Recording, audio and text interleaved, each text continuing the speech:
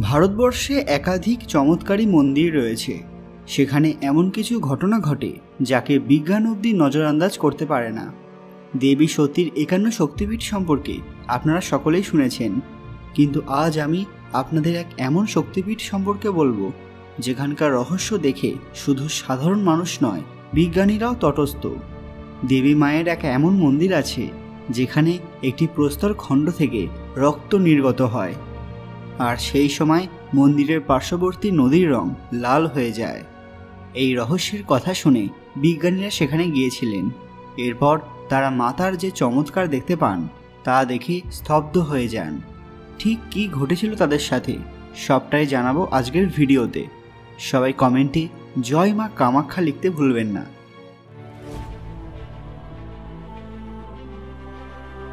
সকলকে পুরাণ কথা নতুন একটি ভিডিওতে স্বাগত। আজকে আপনারা জানবেন কামরূপ কামাখ্যার অলৌকিক রহস্য।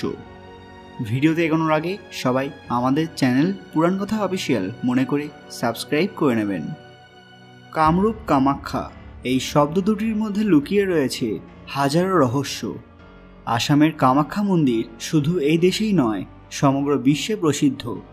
এই জায়গাকে তান্ত্রিক অঘরীদের সাধনা ক্ষেত্র বলে মনে করা হয়। বাংলার আষাঢ় মাসে এখানে অম্বুবাচী মেলা বসে, যেখানে লক্ষাধিক মানুষের ভিড় হয়। দেবী কামাখ্যা এবং এই তীর্থস্থানকে নিয়ে ছড়িয়ে রয়েছে ভিন্ন ভিন্ন মতবাদ। এই স্থানে এমন কিছু ঘটনা ঘটে যা শুনলে আপনারা শিউরে উঠবেন। কোনো পুরুষ সেখানে একবার গেলে আর নাকি ফিরে আসে না, এমনই কিছু কথা প্রচলিত রয়েছে। এটা তো আপনারা সকলেই জানেন যে ভারতের সবচেয়ে প্রাচীন শক্তিপীঠগুলির মধ্যে কামাখ্যা অন্যতম। ইতিহাস থেকে জানা যায় যে আজ থেকে অনেক বছর আগে নীলাচল পর্বতে মঙ্গল আক্রমণে প্রথম তান্ত্রিক কামাখ্যা মন্দির ধ্বংস হয়েছিল। তারপর বেশ কয়েকবার পুনর্নির্মিত হয়েছে এই প্রাচীন মন্দির। তবে এই নিয়ে ভিন্ন ভিন্ন মতবাদ প্রচলিত রয়েছে। সারা ভারতের ভক্তরা অম্বুবাচীর সময় জমায়েত হন এই মন্দির চত্বরে। সাধু সন্ন্যাসীর ভিড়ে কামাখ্যা মন্দির জমজমাট হয়ে থাকে। রহস্যময় জাদুমন্ত্র এবং ঘন অরণ্য দেশ হিসেবে আলোচনার কেন্দ্রস্থল এই কামরূপ কামাখ্যা। এখানে অনেক ধরনের কালো জাদু এবং তন্ত্রচর্চা হয়ে থাকে। অনেক পৌরাণিক গ্রন্থ এবং বিভিন্ন সিনেমাতেও কামরূপ কামাখ্যার উল্লেখ পাবেন। এই মন্দিরে দশমহাবিদ্যার আরাধনাও করা হয়। এর মধ্যে ত্রিপুরা সুন্দরী, মাতঙ্গী এবং কমলা প্রধান মন্দিরে পূজিতা হন। অন্যান্য দেবীদের জন্য পৃথক মন্দির রয়েছে। কামাখ্যা মন্দিরে প্রধান 4টি কক্ষ আছে, গর্ভগৃহ এবং 3টি মণ্ডপ। এই মন্দিরের গর্ভগৃহে পঞ্চরথ স্থাপত্য শৈলীতে নির্মিত খোদাই চিত্রও রয়েছে, যে জায়গাটি ছোট এবং অন্ধকারাচ্ছন্ন। সরু খাড়া সিঁড়ি পেরিয়ে এখানে পৌঁছতে হয়, আর মন্দিরের চূড়াগুলো অনেকটা উল্টোনো মৌচাকের মতো। অম্বুবাচীর সময়ে মাতা ধরিত্রী রজস্বল হওয়ার প্রতীক হিসেবে এখানে এক বিশেষ পূজা অনুষ্ঠিত হয়, যদিও মূল মন্দিরের দরজা বন্ধ রাখা হয়।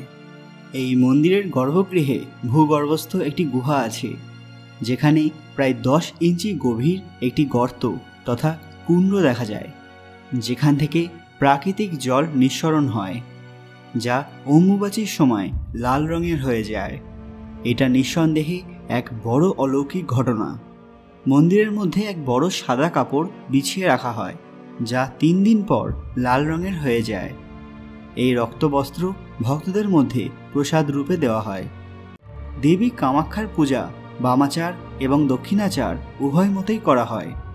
মন্দির চত্বরের গাছে হলুদ লাল মন্ত্রপুত ধাগা বাঁধা থেকে শুরু করে তন্ত্র সাধনা সব কিছুর কেন্দ্র এই শক্তিপীঠ।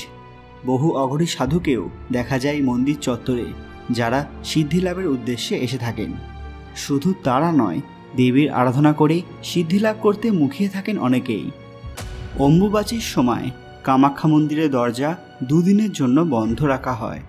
তখন মন্দিরে ঢোকা সম্পূর্ণ নিষিদ্ধ, কিন্তু একবার এক পুরোহিত নিয়ম অমান্য করে মন্দিরে ঢুকতে গেলে সাথে সাথে তার 2 চোখ অন্ধ হয়ে যায়।